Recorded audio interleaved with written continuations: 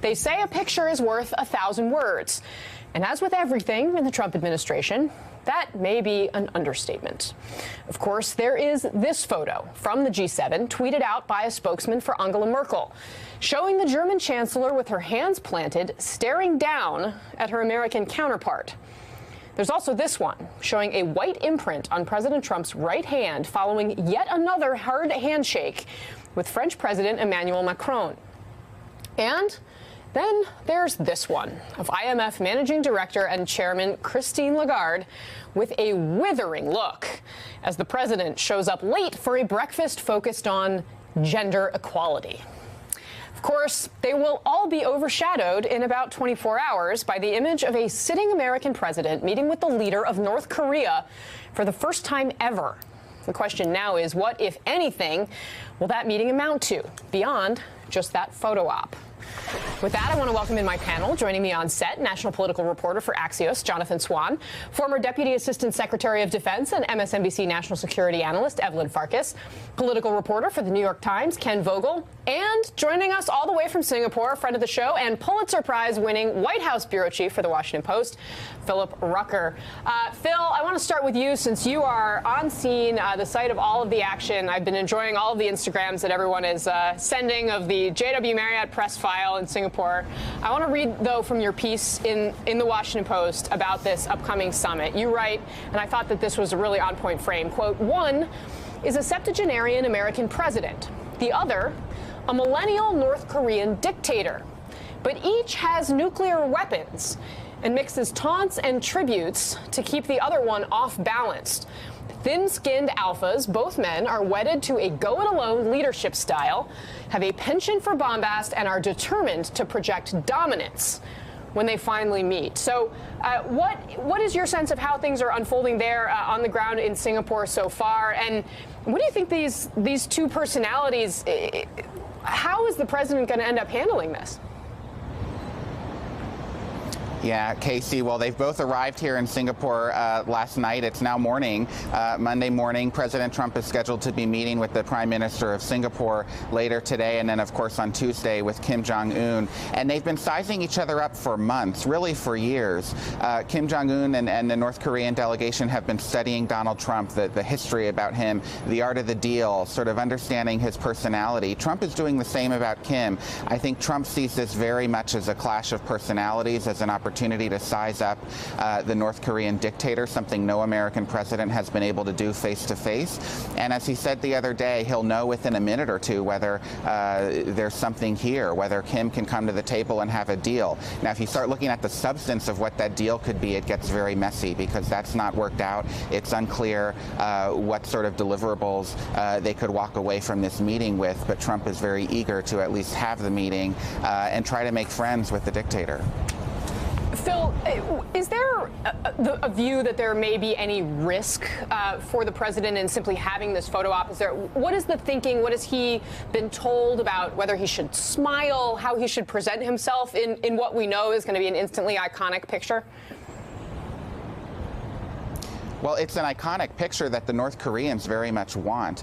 For them, this is an achievement in and of itself, getting an audience with the president, putting Kim Jong-un on equal footing with the American commander-in-chief, and it'll be used in propaganda back home by the North Koreans to show Kim as garnering respect around the world. And so the danger for Trump is that he's giving Kim something simply by shaking his hand and meeting him.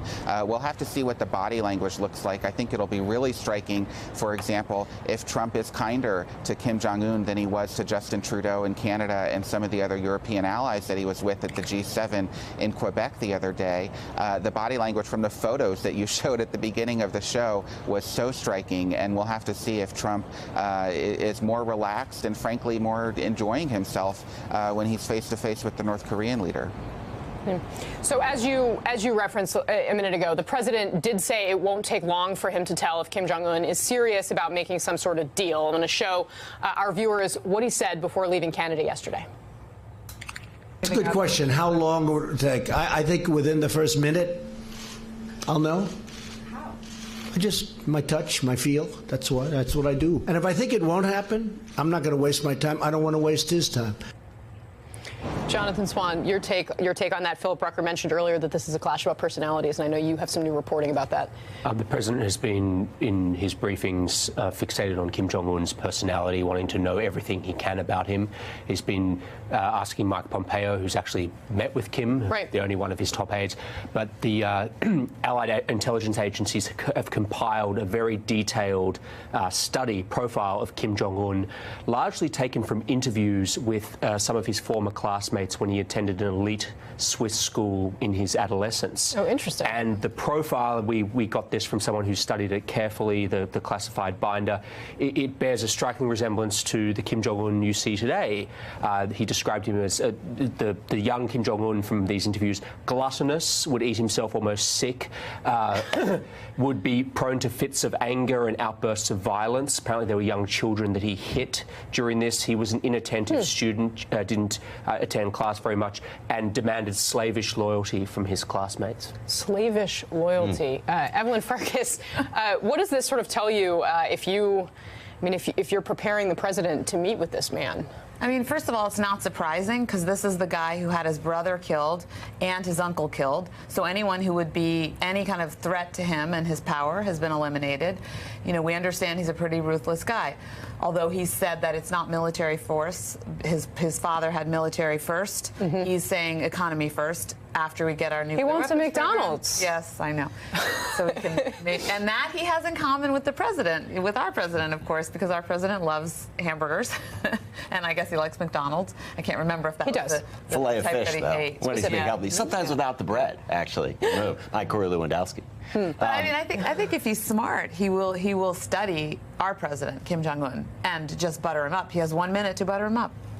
You know, but there's only it's impressive that they're doing this level of preparation. Certainly, one of the concerns was that there was no preparation, and it would be nice if that preparation was also on the policy side and not just on the personality side. You know, famously, George W. Bush, when he was meeting with Vladimir Putin, said that he could assess, and he was someone who was, despite liberal sort of stereotypes of him, was actually someone who did prepare on the policy side as well as the personality side, and said that he looked Putin in the eye, could see into his soul, found him trustworthy and straightforward, came to regret that assessment. Came to decide that assessment was incorrect. Yeah. So, you know, there's only so far that the personality goes. The policy is the key here. Yeah. And that was because he looked at the dossier that he had on Putin, looked at the dossier on Bush and knew he was deeply religious. So Putin purposely referenced, he had a cross and he talked about this cross and the meaning for him.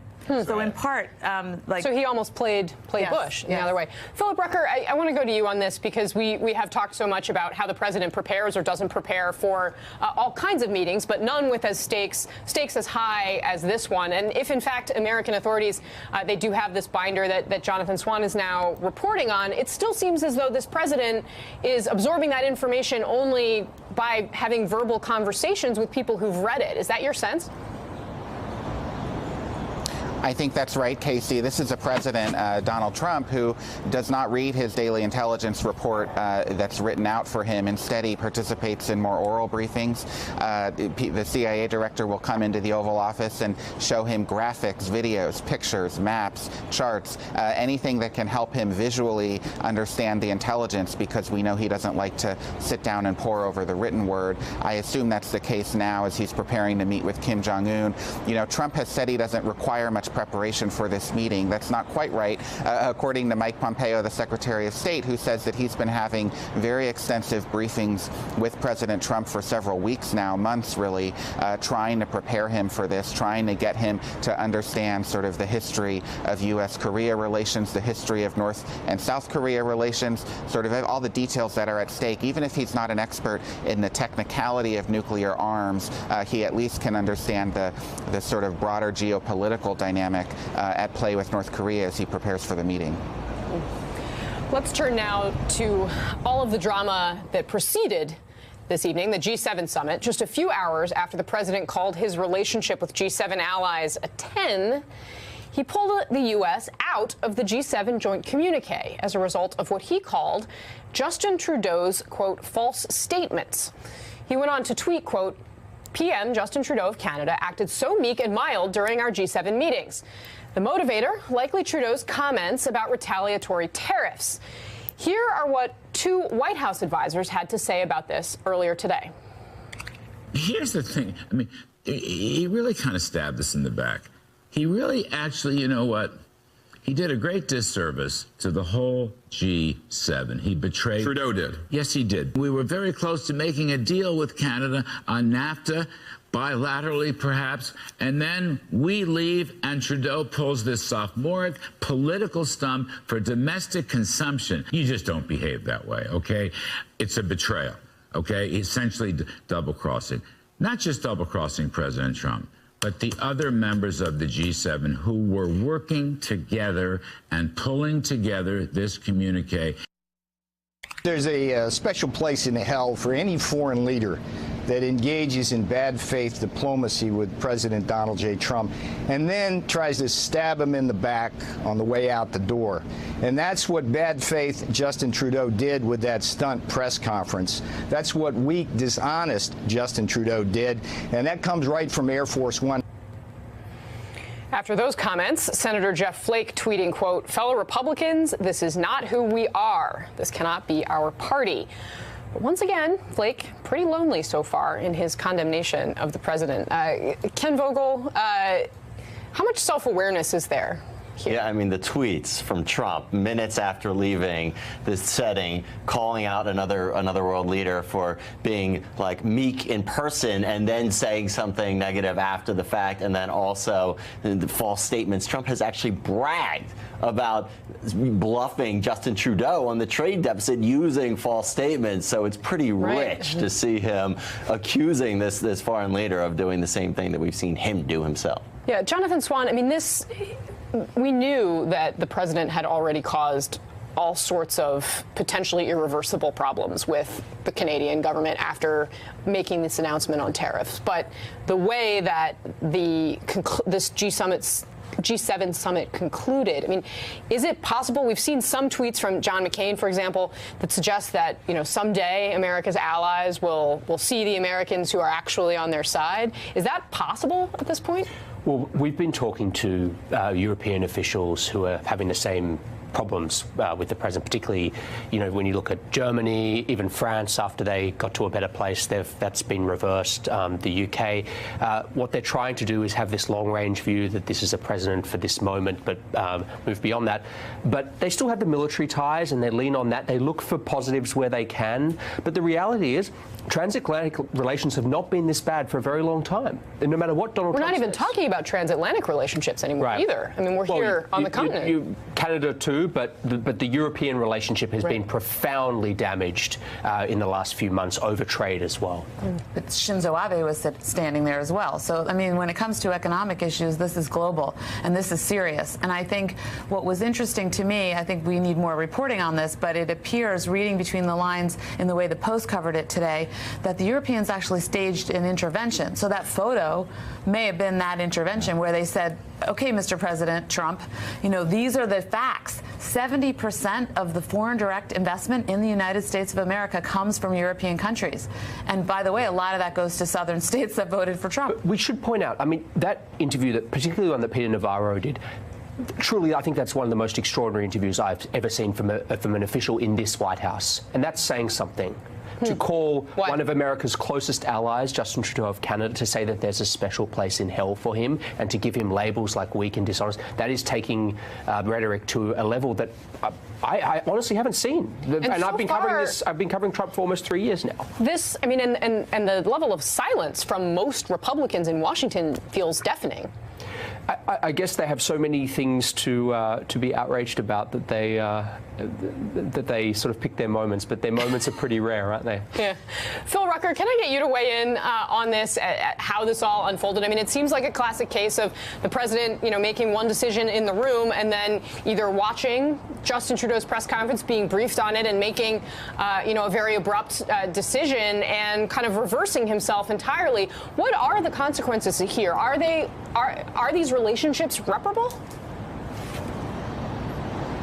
Well, the consequences are quite severe for the relationship, as the panel's been discussing, but the pattern is familiar for Trump. I mean, he's someone who, when he's in the room with you, whether it's a fellow foreign leader or even just a journalist for an interview, he wants you to like him. He wants to try to create a level of warmth there. He wants to.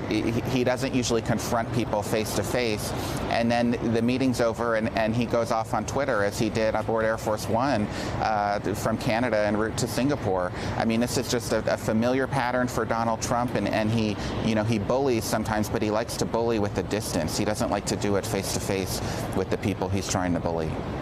You mentioned at the top of the show, too, looking at that picture of Angela Merkel and the other leaders kind of surrounding the president, that sort of dark, almost angry look on his face, and how that could potentially differ from, I mean, it certainly already differs from the picture of him receiving that letter from the North Koreans, you remember, in the Oval Office, where he was smiling and holding that giant envelope. We've talked about this a lot, I know, whether he has an affinity for dictators, but I mean, what is it that explains why he's so hostile in a room with, people that have been allies of the United States for decades, and seems so warm and open to these other people who have been our enemies? Well, he's so open to Kim Jong-un in part because it's his bid for history. Trump, it stuck with him from the first time he sat down with President Barack Obama after the election and before Trump was inaugurated. Obama told him, look, North Korea is the biggest challenge you're going to face in sort of a national security sense around the world, and this was a problem that Obama couldn't fix, the nuclear development in North Korea. And so that stuck with Trump, and it's been a motivating factor ever since. He wants to outdo Obama. He wants to solve the problem that his predecessors couldn't. And so because of that, he's in ultimate salesman mode right now. He wants the North Koreans to like him. He wants the North Koreans to come to the negotiating table with him. He wants them to agree to a deal. And so he's willing to flatter Kim Jong-un. He's willing to, pose for that picture with the big envelope in the Oval Office with a big smile on his face, because he feels like this is his opportunity to do something truly historic as president.